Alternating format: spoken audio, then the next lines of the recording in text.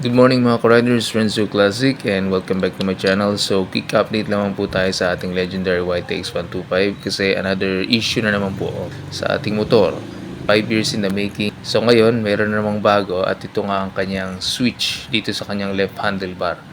Kasi pudpud na po ang kanyang turn signal switch. So ayaw na mag-function. Tinry kong buksan to, kaya lang talagang basag na yung kanyang clip na umahawak sa kanyang left and turn signal. Kaya kahit anong gawing press mo, hindi na talaga siya magpa-function. Kasi nga basag na eh. So ang gagawin natin ngayon, pupunta tayo sa shop ulit kay Ryan para ipaayos to. Kasi hindi mo pwedeng bibiyahe ka tapos hindi gumagana yung turn signal mo. Hindi, delikado yun. Paano kung liligo ka sa kaliwa, liligo ka sa kanan, di ba? So mag-hand gesture ka, hindi naman po pwedeng palaging ganun. Kaya kailangan ipaayos talaga, lalo na required din to sa LTO. Pag nakitang hindi nagpa-function yung parts ng motor mo, problema din yun. Kaya ang ginawa ko para makamenos ako at labor na lang babayaran ko, umorder ako ng switch sa Shopee. Mura lang to mga ka-riders, so less than 150 lang to. At marami ka naman pwedeng pagpilian pag bumili ka sa Shopee, lalo na pa sa panahon ngayon, online shopping na po ang pinaka-effective. Hindi nyo na kailangan pumunta sa shop para pumili. Mas less pa nga pagka sa Shopee ka bibili pag online. Kaya lang tips ko sa inyo, kung bibili kayo online, tingnan nyo muna yung ratings ng shop at yung dami ng review. Kung mas marami yung magandang review kaysa sa bokya na review, doon kayo bumili. Alright, so dito na tayo sa shop at ito, binubuksan na at mabilis lang to mga riders, basta magaling yung gagawa. A few moments later. Alright, so ito na yung lumang switch natin. So mabuti ng 5 taon, no? Madalas kasing mabasa ito dati nung nagmumupit pa ako, kaya yan na nangyari. So ito na, nilagay na natin yung bagong switch. 5 minutes later.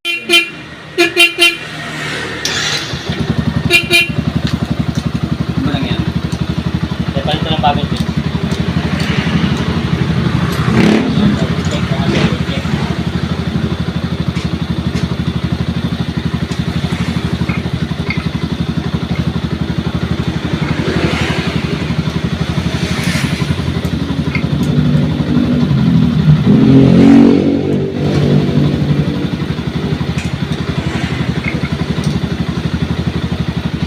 Okay na.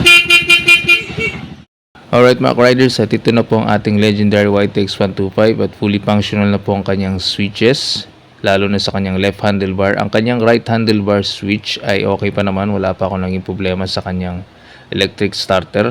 So tandaan nyo tips ko sa inyo, mas mabilis po mapudpod at masira ang kanyang left handlebar, yung kanyang switch for the turn signal, no? Kaya yan, at least nagkaroon kayo ng idea. So, kailangan yung palitan to after mga ilang years siguro, lalo na pag nababasa mga ka-riders, no? Napupudpud po yan. At again, kung bibili kayo ng parts ng motor, kung malapit lang kayo sa shop, pwede naman kayong tumingin, tingnan nyo at tanungin nyo kung magkano yung presyo.